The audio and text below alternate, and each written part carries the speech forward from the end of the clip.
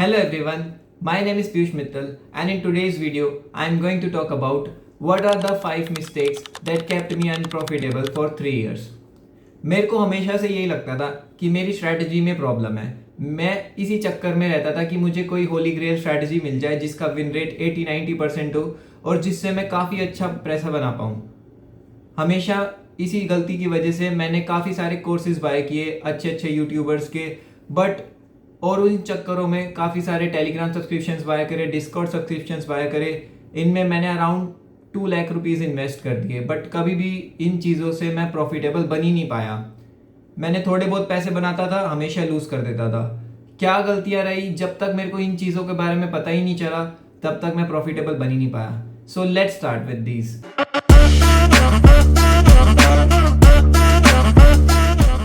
सो mistake number 1, strategy hopping. मतलब strategy hopping का मतलब है कि आप काफ़ी सारे कॉन्सेप्ट सीख लो। मार्केट में काफ़ी सारी स्ट्रैटेजीज होती है, like price action, like indicator strategies, like SMCICT and order flow. मैंने ये सारी सीख ली भाई। इन सबको सीखने के बाद मेरे दिमाग में बन गई कन्फ्यूजन। ओवर कॉम्प्लिकेट कर दिया मैंने सारा डेटा। जब भी मैं चार्ट्स पे जाता था मैं हर एक चीज़ देखता होता था। कभी ये देख लेता हूँ, कभी ये देख लेता हूँ, कभी कुछ देख लेता हूँ। एनालिसिस की ऐसी तैसी हो जाती थी। इस चक्कर में कभी भी कॉन्फिडेंस बन ही नहीं पाया किसी एक सेटअप पे। जो अच्छे सेटअप्स लगते थे वो भी मैं फियर के चक्कर में एग्जिट कर देता था, क्योंकि मेरे को दूसरी स्ट्रैटेजी कुछ और कह रही होती थी। अगर एक स्ट्रैटेजी बाय कह रही है तो दूसरी वहाँ से सेल कह रही है। इस चक्कर में हमेशा हौच पौच बनी रहती थी दिमाग में, एंड वो चीज़ गलत होती है। ये माइंड में क्लैरिटी ला ही नहीं पाती कभी भी। इन चीज़ों को अवॉइड करना है, स्ट्रैटेजी को होप नहीं करना है। आपको कॉन्सेप्ट सीखने हैं, उन कॉन्सेप्ट्स में ऐसी चीज़ें सीखनी है जो आपके लिए वर्क करती हो। वो आपको चार्ट्स पे इम्प्लीकेट करके देखना पड़ेगा कि आपके लिए क्या चीज़ वर्क करती है। इस चक्कर में आपको क्या करना पड़ेगा, एक चीज़ चूज करनी पड़ेगी। भाई इतनी सारी चीज़ें हैं मार्केट में, आप हर एक चीज़ यूज़ नहीं कर सकते हो। आपको डिसाइड करना पड़ेगा क्या आप SMCICT यूज़ करोगे, क्या आप ऑर्डर फ्लो यूज़ करोगे, क्या आप प्राइस एक्शन यूज़ करोगे। सिर्फ मैं इंडिकेटर्स के लिए कभी भी नहीं बोलूँगा। इंडिकेटर स्ट्रैटेजी सारी बेकार होती है, सारी बकवास होती है। इंडिकेटर स्ट्रैटेजी के पीछे मत जाना भाई। प्राइस एक्शन सीखो, ऑर्डर फ्लो सीख लो, SMCICT सीख लो। इन तीनों में से कोई भी आपको जो अच्छा लगता है या आपके लिए कोई भी वर्क करता है, आपको ईजी रहता है समझने में, आप उसे चूज करो एंड स्टिक रहो उसी चीज़ पे। काफ़ी सारी चीज़ों के बीच में मत फंसो। स्ट्रैटेजी होपिंग करने से क्या होता है ना कि आप बबल में फंस जाते हो, कभी भी कॉन्फिडेंस बिल्ड नहीं कर पाते। मैं तो बहुत ज़्यादा इमोशनल ट्रेडिंग करता था। मतलब मेरे को फियर रहता था, मेरे को हेजिटेशन रहती थी सेटअप्स पे। सामने सेटअप बन रहा होता तब भी मैं ले नहीं पाता था, क्योंकि मेरे दिमाग में काफ़ी सारी ओवर थिंकिंग चल रही होती थी। तो ये चीज़ें प्रॉब्लम क्रिएट करती है। ज़्यादा डेटा, ज़्यादा चीज़ें सीखने से ये नहीं होता कि आप ज़्यादा प्रॉफिटेबल बन जाओगे, उतनी ओवर कॉम्प्लिकेट कर दोगे अपनी ट्रेडिंग को। So start focusing on one strategy and stick to it. इसका सॉल्यूशन बस यही है। इसी के साथ जो मिस्टेक नंबर 2 आ जाती है अपनी, not understanding the importance of back testing and how to do it. भाई बैक टेस्टिंग के बारे में मैंने एक प्रॉपर वीडियो भी बनाई हुई है, बट बैक टेस्टिंग अपने आप में बहुत अच्छी चीज़ है, बहुत अच्छा कॉन्सेप्ट है। अगर आप बैक टेस्टिंग नहीं करते हो तो आपके माइंड में कभी भी क्लैरिटी नहीं आ सकती किसी भी कॉन्सेप्ट के बारे में। आप एक चीज़ सीखो, आपका पहला स्टेप है आप कोई भी चीज़ सीखो, उसके ऊपर स्टिक रहो, उसके साथ अपने रूल्स बनाओ और उन रूल्स के साथ में बैक टेस्ट करो। क्यों? क्योंकि उन्हीं बैक टेस्टिंग से आपको डेटा मिलेगा। डेटा कैसे बनाना है मैं आपको अपना डेटा दिखाता हूँ कि मैं किस तरीके से डेटा बनाता हूँ। भाई बिना डेटा बनाए आप कुछ भी नहीं कर सकते हो। आपके सामने मेरा डेटा है, मैं इसी तरीके से बैक टेस्ट करता हूँ हमेशा। आपको क्या करना है, ये मई का डेटा है, सिंपल मई 2026 का। जो आपकी स्ट्रैटेजी है और जो आपका सेटअप है, उन सब चीज़ों को इस तरीके से एक डेटा में प्रेजेंट करना है। डेट, सेटअप क्या है, आपने एंट्री किस बेस पे ली है, बाय या सेल, रिजल्ट क्या रहा, target SL risk free, time आपका एंट्री करने का, आपका डे क्या था, आपके पिप्स आपने कितने कैप्चर करे, आपका रिस्क रिवॉर्ड कितना रहा। आपको कोई रिमार्क्स देने हो, रिमार्क्स देने का क्या मतलब है कि भाई TP लगा SL लगने के बाद, तो क्या कर सकते हैं कि थोड़ा सा SL में हल्का, अगर स्मॉल SL लगाया है तो हल्का फुल्का स्पेस दे दो। अगर ज़्यादा बार ये हो रहा है ना, जैसे 2 ट्रेड में मेरे साथ ये हुआ कि TP लगा है SL लगने के बाद, तो मैं थोड़ा सा मान के चलता हूँ, मैं एसएल छोटा लगा रहा हूँ, या तो कि मेरे को एसएल में थोड़ा सा और स्पेस देना चाहिए। बैक टेस्टिंग से ये सारी चीज़ें क्लियर होती है। आपको टाइम पता चलेगा कि आपके मोस्टली जो विनिंग ट्रेड्स हैं, आप यहाँ पे ना क्या करो, फिल्टर लगाओ आके एक बारी इस तरीके से एक्सेल में। आप एक्सेल थोड़ा बहुत अगर जानते हो चलाना तो यहाँ पे फिल्टर लगाओ। आप देखो यहाँ पे अपने टारगेट वाले ट्रेड्स, आप टारगेट वाले ट्रेड्स का टाइम नोटिस करो। टाइम नोटिस करोगे तो मेरे को क्या दिख रहा है, मेरे जो मैक्सिमम टारगेट ट्रेड्स है ना वो क्या है, या तो 7 बजे आ रहे हैं या फिर 11 बजे के आसपास आ रहे हैं। तो मेरे को 2 बढ़िया टाइम मेरे को मिल गया अपने, एक 11 बजे का और एक 7 बजे का। अगर इन टाइम पे मेरे को ट्रेड मिलेंगे तो मैं नहीं छोड़ूंगा भाई। इसके साथ में आपको अपने डेज मिल जाते हैं। अगर आप इनमें देखोगे तो मैक्सिमम जो टारगेट है वो थर्सडे और वेनेसडे को है। तो वेनेसडे और थर्सडे मेरी स्ट्रैटेजी के लिए बहुत अच्छे दिन हो गए। अगर आप वेनेसडे थर्सडे ट्रेड करोगे सिर्फ और फ्राइडे ट्रेड नहीं करोगे ना, तब भी आप प्रॉफिटेबल बन जाओगे बढ़िया तरीके से। सो इसलिए ये डेटा आपको हेल्प करता है भाई। आप यहाँ पे एसएल पे आओगे, शिफ्ट करोगे एसएल पे। अब मान के चलो एसएल मेरा क्या है, एसएल दिखा रहा है भाई मुझे कि मैक्सिमम एसएल जो आया ना मेरे मंडे को 2 एसएल, फ्राइडे मंडे और फ्राइडे मेरे लिए खराब गए हैं थोड़े से। मान के चलो कि अगर आप मंडे फ्राइडे को थोड़े कम ट्रेड्स भी लोगे तो वो चीज़ बेटर रहेगी।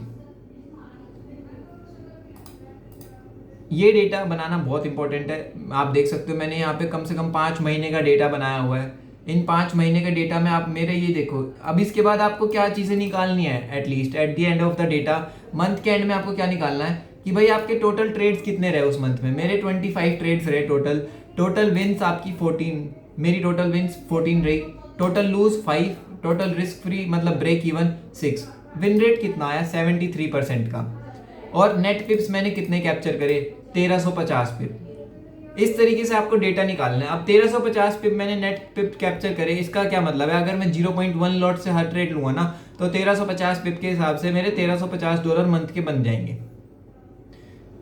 अगर आपको लॉट साइज कैलकुलेशन वगैरह नहीं आती तो इसके ऊपर कमेंट कर देना, मैं वीडियो भी बना दूंगा।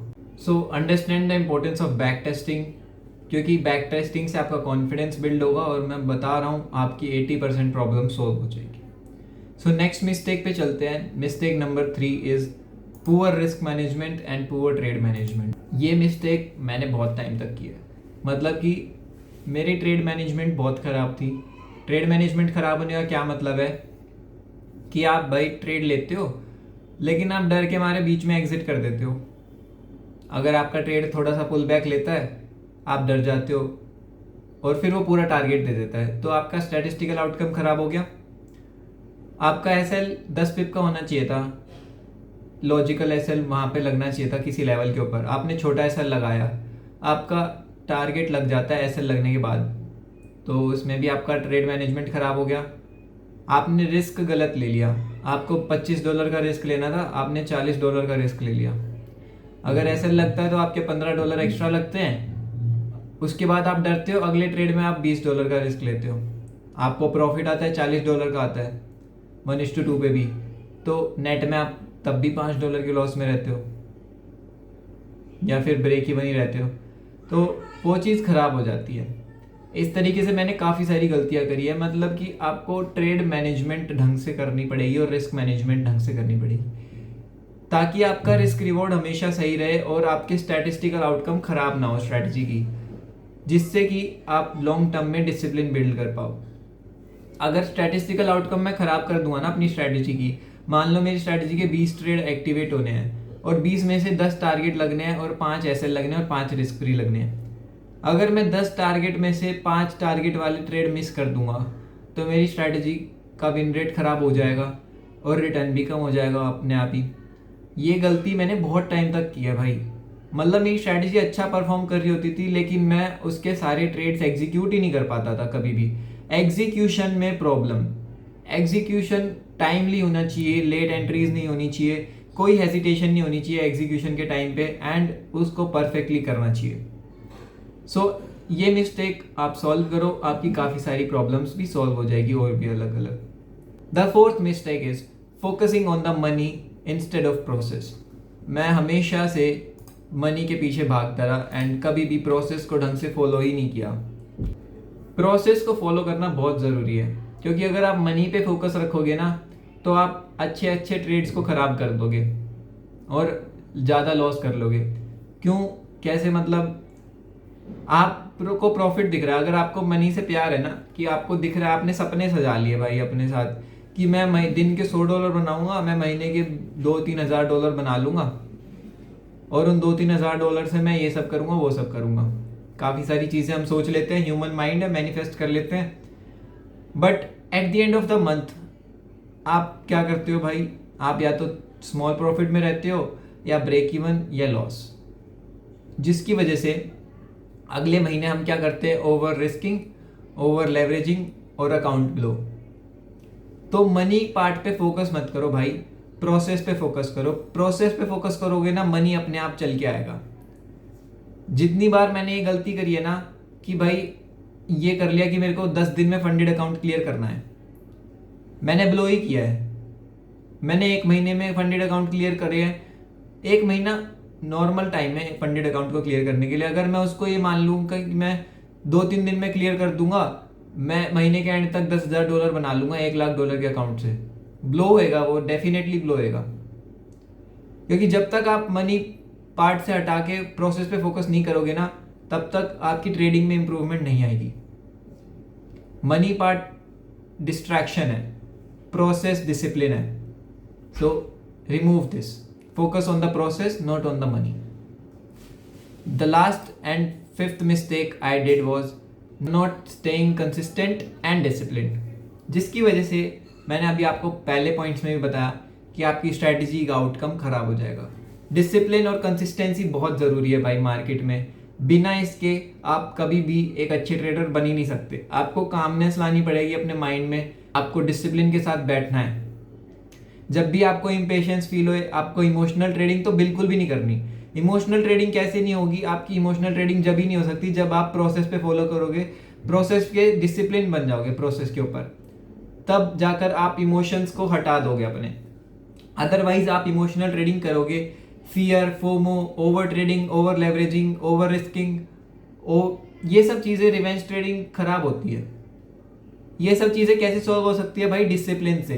डिसिप्लिन कैसे आया जाएगा? विल पावर से, विल पावर और मेडिटेशन से। कुछ आप अपनी लाइफ में ऐसा ऐड करो, जैसे जिम जाना डेली, उससे डिसिप्लिन ऐड होगा। कि आप बुक पढ़ते हो, आप मेडिटेशन करते हो, आपके माइंड में कामनेस आएगी। सो इन चीज़ों से आपकी लाइफ में डिसिप्लिन ऐड होगा और आप कंसिस्टेंटली जब आप डिसिप्लिन को फॉलो करोगे अपनी जर्नी में, इन सब चीज़ों को 5 स्टेप्स को दिमाग में रख के आप ये सब चीज़ें फॉलो करोगे ना डिसिप्लिन के साथ, तो भाई अपने आप इम्प्रूवमेंट आएगी। सो कंप्लीट करते हैं इस वीडियो को इसी के साथ। अगर इन 5 मिस्टेक्स में से आप भी कोई मिस्टेक में थे तो बहुत अच्छी बात है, कोई दिक्कत नहीं है। कुछ भी लेट नहीं होता कभी भी ट्रेडिंग में। मैं भी ये सोचता था कि मैंने बहुत टाइम खराब कर दिया इन मिस्टेक्स में, 3 साल खराब कर दिए। कोई बात नहीं, सबको अपना अपना टाइम लगता है, बट अब भी टाइम है। सॉल्व करो मिस्टेक्स को एंड आगे बढ़ो। अगर अभी भी यही सोचते रहोगे कि कोई होली ग्रेल स्ट्रैटेजी मिल जाए, या मैं बकवास कर रहा हूँ कोई फालतू की, नहीं भाई, यही है। कभी भी अगर आप सीरियस ट्रेडर बनोगे ना, आपको आगे चल के अपने आप समझ आ जाएगा कि यही सारे पॉइंट्स इंपॉर्टेंट होते हैं अपनी ट्रेडिंग में इंप्रूवमेंट लाने के लिए। आप कमेंट कर देना अगर कोई भी और मिस्टेक आप फेस कर रहे हो, ताकि मैं उस पर वीडियो बना पाऊँ। See you in the next video. Thank you so much for watching.